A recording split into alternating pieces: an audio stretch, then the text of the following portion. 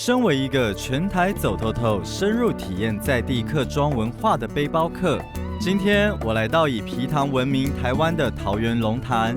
现在我要前往请教在龙潭土生土长、对于当地皮糖十分了解的吴生玉老师，为我解开皮糖之谜。桃园有这么多的笔筒啊，它其实都是人工的吗？还是有些是天然的？全部都是人工的。那是不是早期都是全村的人一起来挖这个笔筒？过去我们的皮糖会有分这3大类。如果是一个属于一个叫公池，一个叫母池和子池。就像我们的公池的话说，这个区域不同姓氏去挖个龙潭大皮，那属于是公池。公池，然后再分下来，刚刚到我们的吴家，那是叫母池，吴家的母池。私人的属于私人的，就这叫子池。除了灌溉之后，是不是其实日常生活要用水，其实也是用这个笔筒？它是里面包含有那个饮用水。以前的人大部分没有自来水，有钱人是挖造井，没有的话就要到皮塘去挑水。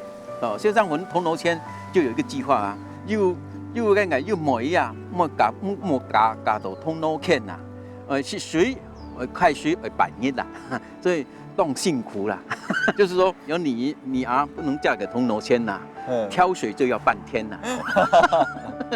听完吴老师的解释，才了解皮糖对于客家庄的重要。接着我到了三坑老街的黑白洗。这条四季流动不停的溪水，跟三坑居民的生活息息相关。这边还可以洗衣服哦？可以啊，这水很干净啊。为什么这里会形成这个洗衣服的地方？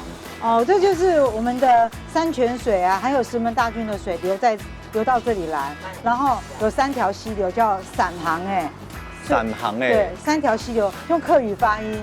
住在这里的人早期都是用这一口溪流，然后再洗衣服嘛。对，以前大概整天都会有人在这边洗东西。原来当年曾有3条小溪在这里注入大汉溪，可惜年代久远，这3条溪已不复见。然后还有比较干净的在上游洗，然后比较脏的，比如说以前有洗尿布啊、洗尿桶啊、锄头什么的比较脏的会在下游洗。没想到小小一条溪流，竟然是老三坑人当年的民生用水。